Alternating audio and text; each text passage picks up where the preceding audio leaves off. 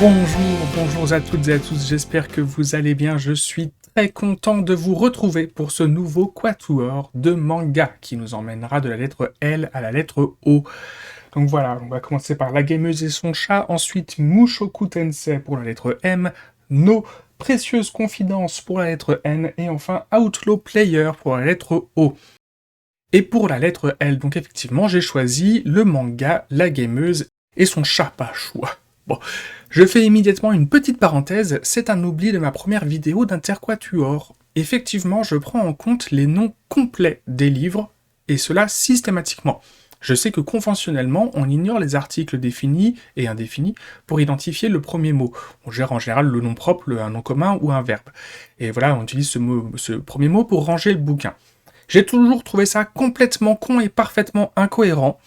Je n'ai pas trouvé pourquoi cette manière de faire s'était répandue ainsi en faisant quelques recherches sur internet rapidement, j'ai pas perdu de temps là-dessus parce que dans les faits, je ne changerai pas ma manière de faire. Je considère qu'il faut prendre en compte les articles pour définir les titres dans leur ensemble. Donc, La Gameuse et son chat est un titre qui commence par la lettre L, et si vous voulez, ce sera à l'occasion... J'ai pas prévu de le faire pour l'instant, mais peut-être qu'un jour je le ferai. Voilà, je dirai plus comment je fonctionne, ce que j'ai oublié de faire plutôt à l'occasion d'une autre vidéo d'Interquatuor. Allons-y, La Gameuse et son chat. La Gameuse et son chat est un manga de type shonen en 8 tomes réalisé de 2019 à avril 2022 au Japon. La série est donc terminée et les 8 tomes sont disponibles aux éditions Doki Doki. C'est la première fois que je montre aussi précis sur les dates de parution dès l'introduction, parce que je pense que ce court délai de création est peut-être l'un des éléments à mettre en cause dans les quelques points qui me posent problème avec cette œuvre. Vous allez voir, on va analyser ça ensemble au cours de cette présentation. Cette présentation sera en 2 parties. Tout d'abord, un petit mot sur l'édition et le type du manga La Gameuse et son chat. Je vous présente, moi, La Gameuse et son chat en tant que manga Josei. Les éditions Doki Doki vous présentent ce manga dans leur collection Seinen. Au Japon, ce manga est considéré comme étant un shonen. Donc, au Japon, ils ont défini ce manga comme étant destiné à un public d'adolescents, a priori masculin. La maison d'édition française le positionne pour un public de jeunes hommes et d'adultes. Et moi, dans ma bibliothèque, je l'ai catégorisé comme étant plutôt pour un public de jeunes femmes et d'adultes. Au Japon, La Gameuse et son chat est publié par la maison d'édition Shogakukan. C'est la première fois que nous voyons cette maison d'édition, et pourtant elle a été assez importante pour nous, lectorat français de manga, il y a quelques années. Alors d'après Wikipédia, la maison d'édition Shogakukan a été créée en 1922. Elle a d'abord commencé par publier des livres à destination des enfants, puis de la presse jeunesse. Elle a étendu ses publications à quasiment tous les formats de livres, dont des dictionnaires. Mais elle reste une maison d'édition réputée pour ses mangas et livres destinés à un public d'enfants. Si nous, en tant que lecteurs de manga, on entend assez peu parler de cette maison d'édition, c'est parce qu'une bonne quantité de leurs œuvres adaptées en France sont effectivement des mangas destinés à un public de moins de 10 ans. Et bon, en l'occurrence, moi je suis un adulte de plus de 35 ans, et la majorité des mangas en général dont on parle et qui on parle dans les médias et qui se vendent, etc., sont des mangas qui sont au minimum destinés à des adolescents. Mais en l'occurrence, c'est eux qui éditent les adaptations en manga des licences suivantes: Animal Crossing, Beyblade, Pokémon, et je ne vous parle pas, et je ne vous cite pas les dizaines d'autres œuvres du même genre qui n'ont jamais eu d'adaptation en France, mais vous avez compris, ce sont des énormes licences. Alors cette maison d'édition publie et prépublie aussi des mangas et des œuvres pour adultes, voire même du ecchi, donc des mangas érotiques. Ils ont aussi quelques, voire beaucoup, de magazines de prépublication, où on va retrouver pêle-mêle des mangas destinés à un public d'enfants et jeunes ados, et même des publics d'adolescents ou matures. Ainsi, La Gameuse et son chat a été prépublié dans le magazine Shonen Sunday Super, qui, comme son nom l'indique, est un magazine destiné à un public d'adolescents masculins. Il a prépublié les œuvres suivantes: Alice in Borderland, Bestiarius, Monster X Monster, Detective Conan et beaucoup de ses spin-offs, quelques spin-offs de Mobile Suit Gundam et un spin-off de Kenichi. C'est-à-dire qu'on a du mal à comprendre la ligne éditoriale d'un magazine qui publie les chapitres de Bestiarius, un récit ultra violent et au dessin très graphique, clairement pas accessible en dessous de 16 ans, à côté de Detective Conan, qui malgré le drame de certaines de ses enquêtes, a un récit configuré pour rendre le manga accessible à des enfants. Alors effectivement, les éditions Shogakukan ne proposent pas que des œuvres pour enfants, parce qu'ils éditent un certain nombre d'œuvres pour adultes, et même des chefs-d'œuvre que je vous ai déjà cités, tels que le nouvel Anjo Onshi et Black Lagoon. Mais cette maison d'édition a tendance à se faire éclipser dans nos médias et conversations par l'une de ces maisons d'édition filles, la Shueisha. Les éditions Shogakukan ont édité des centaines et des centaines de mangas pour tout type de public, et pourtant c'est une goutte d'eau comparativement aux milliers de mangas édités par la Shueisha. C'est notamment eux qui publient le manga qui a détrôné haut la main le manga Dragon Ball, c'est-à-dire One Piece de Oda Eiichiro. Alors pourquoi j'ai dit que la maison d'édition Shogakukan avait été importante en France? Eh bien tout simplement parce que, en association avec la Shueisha, elles ont racheté en 2009 le groupe Viz Media Europe, propriétaire des éditions Kazé. Depuis 2019, c'est Crunchyroll qui est actionnaire majoritaire du groupe Viz Media Europe. Vous avez pu constater que certaines séries de mangas ont échangé leur logo de Kazé pour celui de Crunchyroll. Par exemple, en l'occurrence, on est sur Black Lagoon entre les tomes 32 et 33. Bon, revenons-en à notre présentation du jour, le manga La Gameuse et son chat, qui a été prépublié dans le magazine Shonen Sunday Super. Le même magazine dans lequel avait été prépubliée l'œuvre précédente de son auteur, Nadatani Wataru, je le nomme enfin. Et cette œuvre précédente, c'était Félin pour l'autre. Déjà une œuvre où les chats sont particulièrement mis en avant. Félin pour l'autre est la troisième œuvre de Nadatani Wataru, et La Gameuse et son chat est donc sa quatrième. Et les deux premières œuvres étaient des récits d'aventures fantastiques de type shonen. Félin pour l'autre est lui aussi un shonen, très clairement.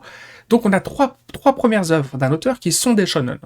Une quatrième qui a été classée en shonen, mais Doki Doki n'a pas défini en shonen, elle l'a défini en seinen, sachant que Doki Doki n'a pas dans son catalogue de type josei. De fait, tous les mangas slice of life avec des protagonistes féminins adultes sont rangés en seinen, en tant que classification neutre. Personnellement, j'ai classé ce manga en tant que josei, et c'est en tant que tel que je vous le présente. Bon, je vous rappelle aussi que je ne considère pas que cela soit spécifiquement réservé à un public de jeunes femmes ou d'adultes, je pense qu'il s'agit de sa classification marketing la plus logique. Enfin, et c'est un outil que j'utilise pour trier et ranger dans ma bibliothèque. Mais je vous propose de parler de ça un peu plus en détail dans quelques semaines dans la vidéo d'Interquatuor numéro 4.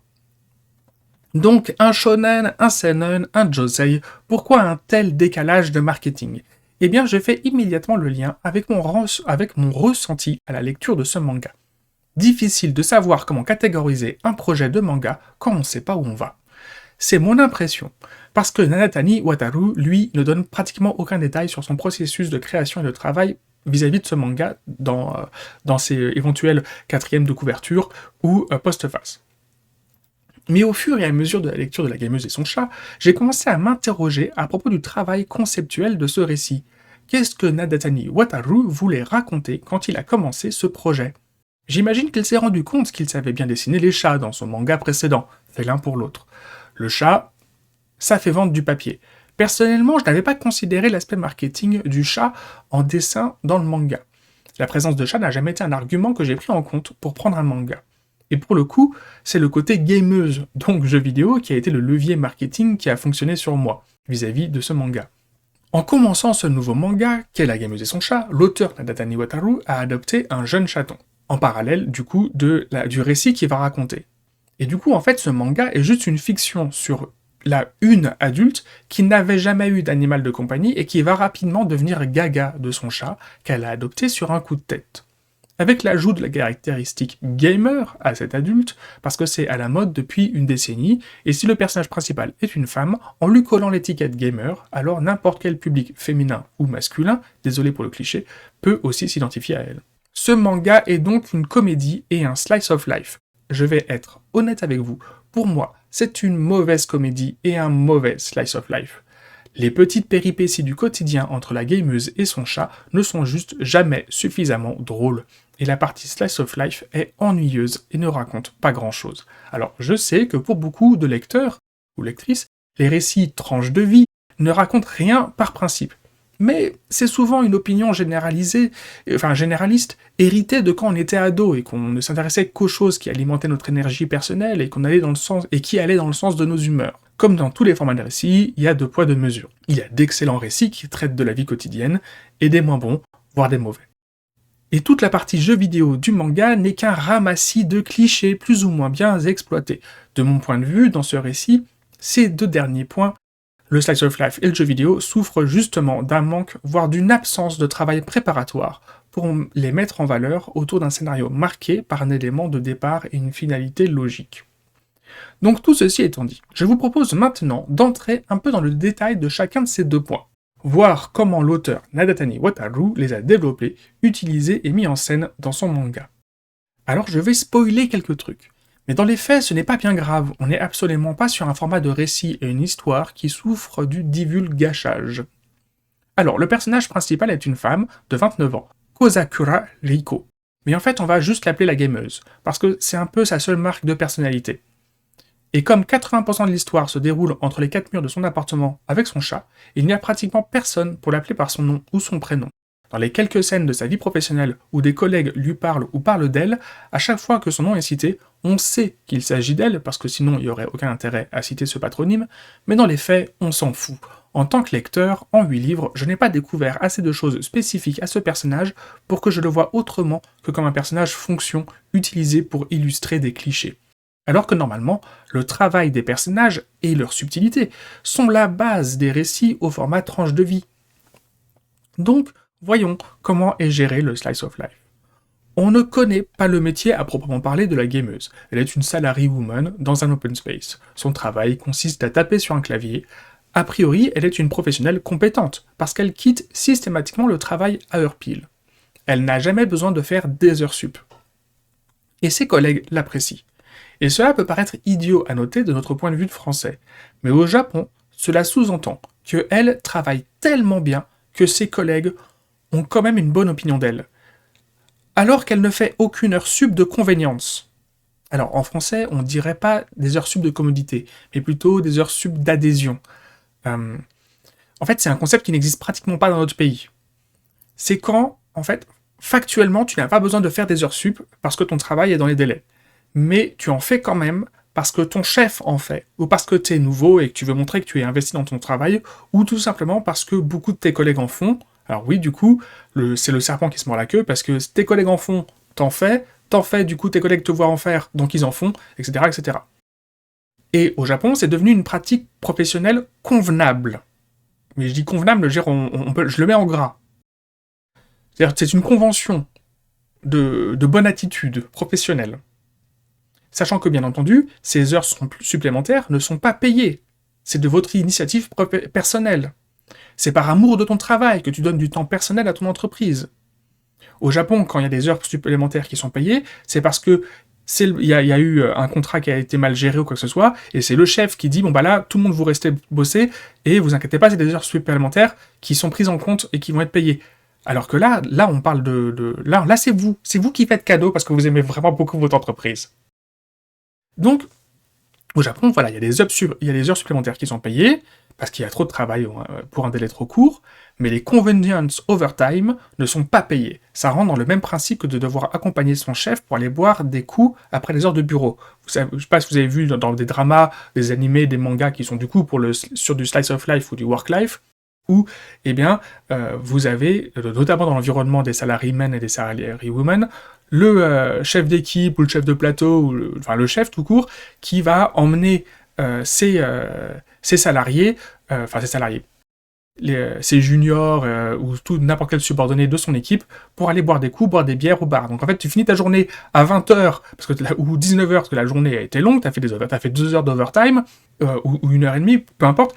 Et après, donc t'arrives au bar et là, tu dois te taper encore 2 heures ou 3 heures à boire des bières. Alors forcément, normalement, c'est ton chef d'équipe qui te rince et qui paye. Mais ça fait partie de la vie professionnelle de ces gens. Et du coup, en fait, après, tu rentres à 22, 23 heures, minuit ou encore plus tard, chez toi. Et d'où, vous vous souvenez, on parlait dans Jardin secret, dans le quatuor précédent, du fait que les parents, alors là en l'occurrence souvent les hommes, mais aussi les femmes, en fait, sont absents de la vie familiale parce qu'en fait ils rentrent à pas d'heure, et c'est à cause de ce genre de pratique. Donc, le fait, là, pour revenir à la gameuse et son chat, le fait que le personnage principal ne fasse pas tout ça parce qu'elle rentre chez elle systématiquement tous les jours à 17h, sans que cela ne pose de problème avec ses collègues, est le témoin du fait qu'elle bosse ultra bien. Mais en fait, on s'en fout de tout ce que je viens de vous dire, parce que en fait, dans ce slice of life, son travail est juste un élément de fonction, parce qu'il faut qu'un être humain travaille. Et le fait qu'elle soit une professionnelle particulièrement compétente, sous-entendu par tout ce que je viens de vous expliquer, n'est en fait pas un trait de sa personnalité, alors que ça devrait l'être. Parce que tout ce qui est développé vis-à-vis de ça, c'est qu'elle est tellement accro aux jeux vidéo qu'elle ne veut pas perdre une minute pour rentrer chez elle et allumer sa console. C'est un personnage adulte de 29 ans qui a le même rapport émotionnel au loisir qu'un enfant ou jeune ado avec son dessin animé qui passe à la télé à heure fixe et qui ne veut pas rater le début en sortant de l'école ou du collège. De mon point de vue, de gros joueurs de jeux vidéo, j'y joue tous les jours, au moins une demi-heure, 1 heure, 2 heures, tous les jours depuis 20 ans, et bien cette attitude de personnage est un cliché du point de vue d'un auteur qui ne joue pas suffisamment ou pas du tout aux jeux vidéo. Et quand par la suite l'auteur, Adatani Wataru, se qualifie lui-même de gamer, et ben j'ai du mal à le croire. Mais on va voir ça dans le chapitre suivant. Prochaine vidéo. Parlons encore un peu du slice of life. Pour l'instant, je vous ai donné un exemple sur la vie au travail de la gameuse. Mais c'est pratiquement inexistant dans le récit tel qu'il se focalise, puisqu'il se focalise sur les heures en dehors du bureau. Pourquoi vous avoir parlé du comportement de la gameuse au travail alors ? Tout simplement pour vous montrer comment ce récit ne gère jamais tous les éléments présents et mis en scène avec un point de vue global sur leur crédibilité, mais uniquement dans le tunnel créatif de l'écriture d'un scénario sans prise de recul. Le point de départ qui justifie le démarrage de cette histoire, c'est le jour où, sur un coup de tête, la gameuse va adopter un chaton abandonné sur le parking de son boulot. Et ce récit nous raconte le quotidien d'une femme qui va apprendre à vivre avec son chat, puis avec un deuxième à partir du tome 4, parce que l'histoire commençait déjà à tourner en rond. Et en fait, le scénario, c'est uniquement la mise en scène d'un adulte qui découvre au fur et à mesure les différentes attitudes d'un chat et les péripéties qu'il y a à vivre dans un appartement avec. Sauf que tout ce qui va être présenté, vous l'avez déjà vu ou lu ailleurs et en mieux raconté. Et en plus, les événements du quotidien spécifiques au fait de partager la vie d'un chat ne reviennent presque jamais. L'auteur vit avec un chat, il ne raconte rien de spécifique au fait de vivre avec un chat. Il ne nous raconte que des clichés. Donc, il nous sort le cliché des chats qui déroulent le papier toilette. Une fois. Alors qu'en fait, si tu ne fermes pas la porte de tes chiottes, c'est tous les jours que ton chat va aller jouer avec le dérouleur. On a le cliché du quart d'heure de folie du chat. Là, on parle d'un chat qui ne sort jamais de son appartement. Donc c'est presque tous les jours qu'entre le soir et dans le courant de la nuit, le chat devrait se mettre à courir partout à pleine vitesse. Une fois, elle cherche son chat. Mais en fait, tous les jours tu cherches ton chat. Il est parti se cacher dans un placard, sur une pile de linge, pour dormir dans l'ombre, dans un trou. Tous les jours, tu sors de chez toi et tu veux vite fait vérifier où est ton chat. Tu te retrouves à chercher pendant 15 minutes dans ton appart, à tout retourner pour savoir où est-ce qu'il s'est planqué. Elle nous dit une fois que son chat est un peu exigeant avec la bouffe parce qu'elle lui a filé un soir un truc de très bonne qualité. Mais en fait, c'est pas un soir. Parce que, sur le dessin, on a vu, elle a acheté plusieurs sachets. Donc en fait, le chat, il en a certainement eu pendant toute une semaine de la très bonne bouffe. Parce que sinon après ça périme. Normalement, la semaine d'après, le chat il va casser les couilles 1 ou 2 jours parce qu'il veut reprendre ses croquettes de base. Mais non, ça on n'en parle pas. On parle pas des subtilités qui font rendre les choses crédibles. Alors, perdez pas de temps à me dire en commentaire que tous les chats sont pas comme ça. Je le sais. Si, ils le sont tous, notamment dans leur première année. Après, ils s'assagissent en grandissant, en vieillissant. Bref. C'est exactement ce que vit l'auteur au quotidien avec son chat, et dans son histoire, il nous fait croire que ce ne sont que des événements épisodiques, qui n'y arrivent jamais ou hyper rarement. Le truc, c'est que comme c'est des éléments du quotidien, on finit par connaître le caractère de notre chat, et on prend des habitudes. Mais jamais le récit ne présente ces petites subtilités crédibles du quotidien, du fait de partager sa vie intime avec un chat dans l'espace restreint d'un appartement. La gameuse a une sœur, qui aime bien les jeux vidéo et qui adore le chat de sa grande sœur. Elle est là, 3 pages, en 8 livres. Elle ne reviendra jamais. Hop, c'était l'occasion de faire une péripétie. Après ça, le récit oublie son existence. Autre chose, son chat aime l'eau. Il aime se baigner. Et jamais il n'y a de scène sur le fait que le chat s'approche de son évier quand elle fait la vaisselle ou veuille la rejoindre dans sa salle de bain. C'était juste pour faire une scène. je t'ai pris lecteur à rebours. T'as cru qu'elle allait laver son chat et que ça allait être une scène de tous les diables parce que le chat allait ne pas supporter l'eau. En fait, c'est l'un des rares cas où ce chat aime l'eau. Sauf qu'en fait, ok, tu nous as surpris une fois, c'est sympa, mais en fait, l'information n'est jamais oubliée, n'est jamais utilisée. C'est oublié. 80% des scènes, en fait, dans ce manga, sont toujours les mêmes. La gameuse joue à son jeu et les chats ont leur vie à côté. Ou bien, la gameuse joue à son jeu et les chats viennent sur elle pour avoir des câlins, et elle finit par lâcher son jeu pour jouer avec eux. Parce qu'en fait, le récit saute d'une petite péripétie à une autre sans jamais se poser sur la vie quotidienne d'un humain normal, et de fait, l'impression qui en ressort, c'est que ce personnage n'est pas crédible. Je pourrais vous décrire scène par scène pourquoi à chaque fois je considère que le genre du récit slice of life est mal exploité. Mais à ce compte-là, autant lire le manga. Alors on va se contenter de ces quelques exemples. On fait une petite pause ici, et je vous propose de nous retrouver pour la suite et la fin de la présentation de la gameuse et son chat dans la vidéo suivante. Je vous remercie pour votre attention. Au revoir.